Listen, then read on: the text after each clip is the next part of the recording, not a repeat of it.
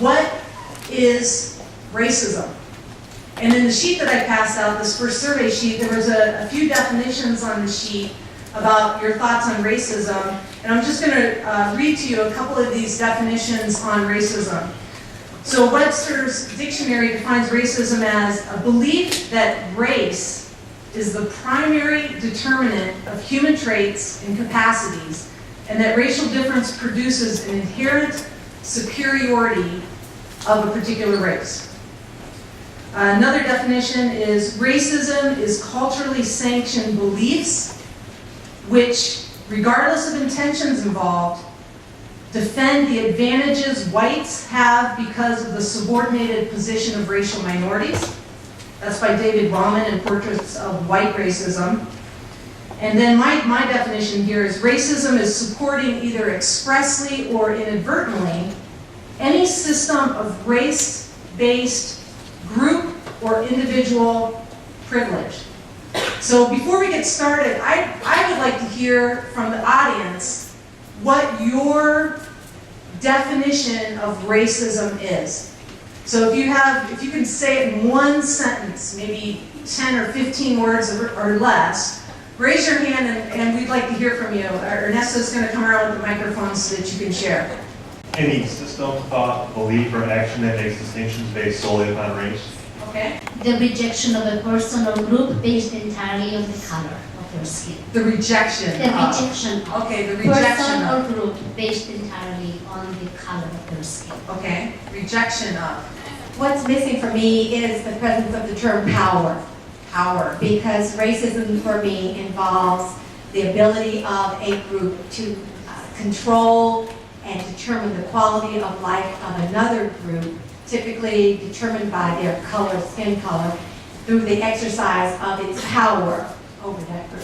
Okay. Along with that, I think the other missing term is oppression. Oppression. Okay. Or marginalization.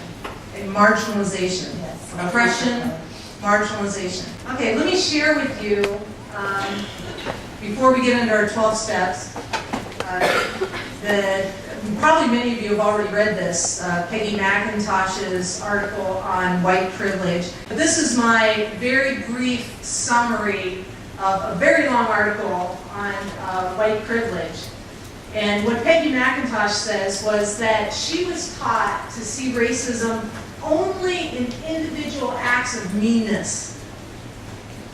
Individual acts of meanness. So that prejudice, that oppression, that hatred, that kind of thing. Individual acts of meanness. Not in the invisible systems conferring dominance on my group. So that's similar, that's in reference to what Professor Gilbert was saying about power. So racism is both putting others at disadvantage. I think that's what we think of automatically when we think of racism. It's putting others at disadvantage. But racism is also putting me at an unearned advantage. And let me read you a couple more quotes from Peggy McIntosh. She said, as my racial group is being made confident, comfortable, and oblivious, other groups were likely being made unconfident, uncomfortable, and alienated. Whiteness protects me from many kinds of hostility, distress, and violence. But I'll tell you, as speaking as a white person, that we're completely, I'll say that I'm typically completely unaware that your whiteness is protecting you from this. It just seems it's part of who you are. You don't recognize that your whiteness is protecting you from hostility and violence and distress. Another quote from Peggy.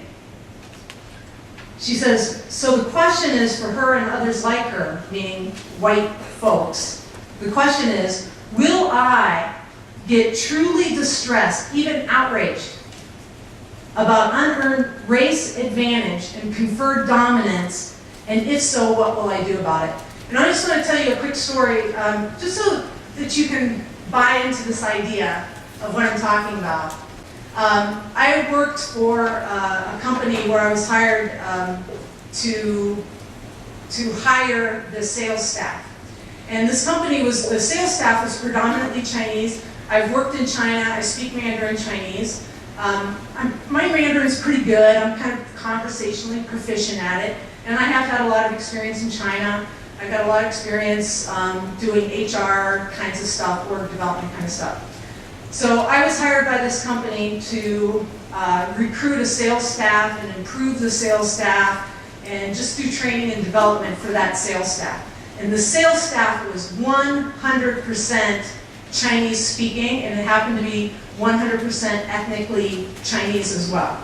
So it wasn't folks like myself, it was all Chinese that were working for this company. This was a US-based company. All of the management at this company were white men.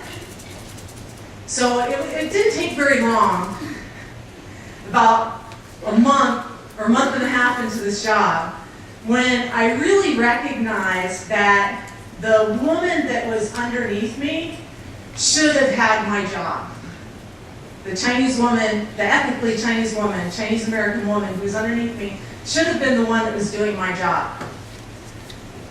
That's that moment of truth. When you recognize that, what do you do with that?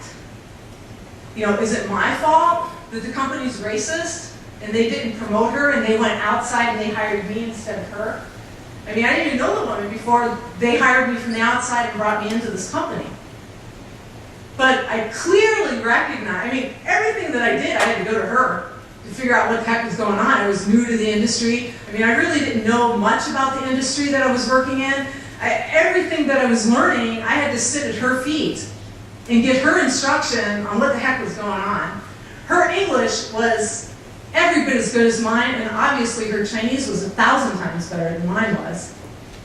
She was more connected into the Chinese community, so she was more connected to do better recruiting than what I was. I mean, I had to really, like, reach out and work cross-culturally to try to make these connections.